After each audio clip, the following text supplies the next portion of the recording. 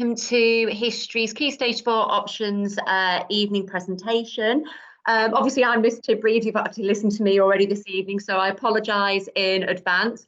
Mr. Bradley, who's our acting head of history, is not in school at the moment as he became a father last week. So I'm just going to explain to you, as an experienced history teacher, all about the History GCSE and what we offer at Copley Academy.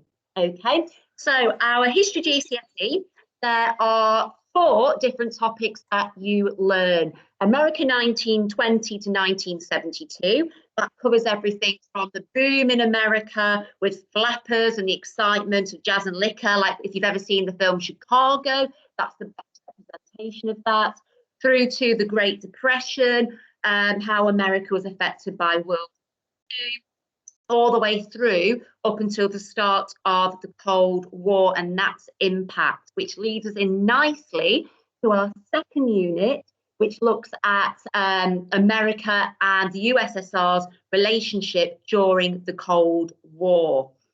So that looks at things like the Cuban Missile Crisis, the threat of using nuclear warheads, why these two countries hated each other so much. And this will all form paper 1. And in history, there are 2 papers that you sit at the end of year 11. So paper 1 is America 1920 to 1972 with the Cold War, and that's 2 hours in an exam.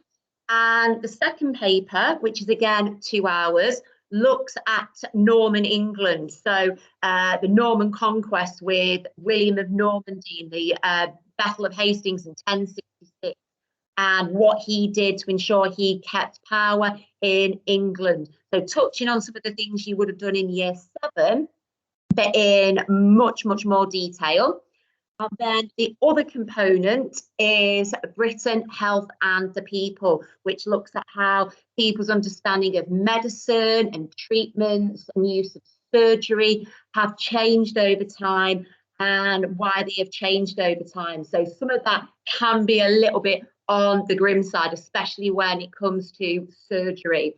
But we've got a really good balance there of different time periods. So for example, Health and the People covers everything from the Middle Ages all the way through to the 21st century. We've got 20th century history in the Cold War in America. We've got foreign history in America. And then we've got the Normans in medieval England. So we've got a real broad range of subjects that are in depth and in breadth. And for those of you who have just joined us, as I was explaining, these 4 subjects are assessed across 2 exams in year 11, and each exam lasts 2 hours. So one common questions that we get asked in history a lot, I'm going to do some myth busting with you now. So for example, loads of students always say, history is all about writing essays, isn't it? Well, I'm not going to lie, there is a lot of writing in history, but it's across a range of different question styles. Some are shorter answers, which are worth 4 marks, then some are slightly longer, more essay style questions, which are worth 20 marks. But then it's not just writing long essays over and over again.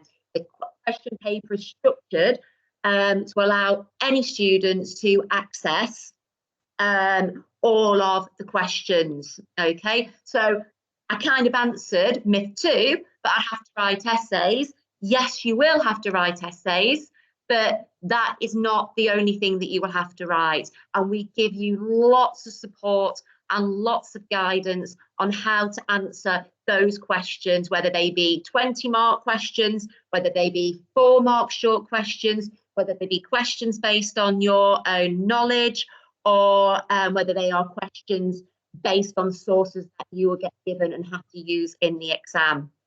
So another common question we get asked, well, what if my marks aren't high enough just yet? Okay, right, well, I would not worry at this point in time if your history marks aren't necessarily moving in the direction you want, because we believe everybody can achieve in history, and that is because there is no tiered paper. There's no higher and there's no foundation. everybody does the exact same paper. And if you are prepared to work hard, if you are prepared to take on board the advice that we give you and do all the work, you will be able to achieve at GCSE History. Another myth, I can't do both history and geography. Absolutely, yes you can.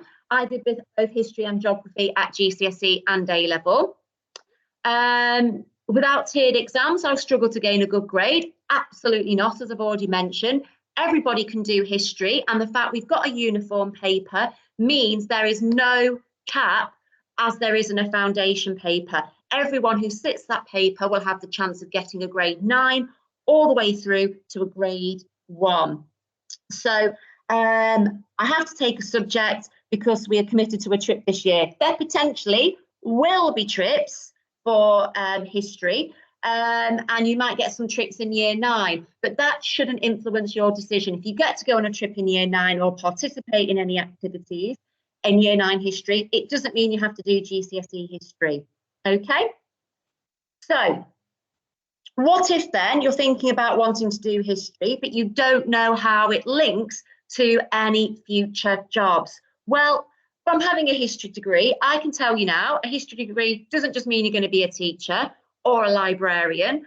The people that I did history with at university have gone on to do a range of different things. Some joined the armed forces, some did conversion courses in law and accountancy, some went into journalism and media, others in ICT. Because what employers look for in history students is not just their knowledge, but the skills that come with having a history qualification.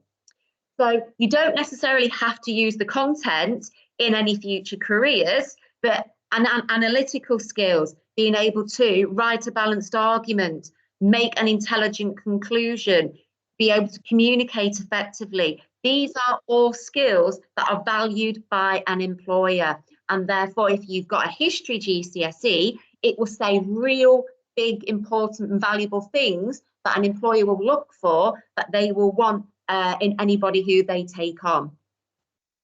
So if you will like history then next year, if you enjoy questions, if you enjoy learning about different cultures, investigating why things change over time, liking to link the past to present day events, enjoy thinking and enjoy a challenge, as well as investigating what other people's opinions are and other interpretations that exist, and history, absolutely 110%, is the GCSE for you.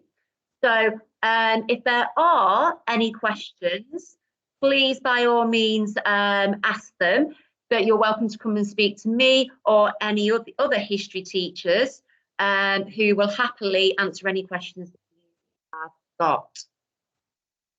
But thank you very much for joining us this evening, and I hope that you enjoy the rest of Key Stage 4 Options evening. Take care and thanks very much.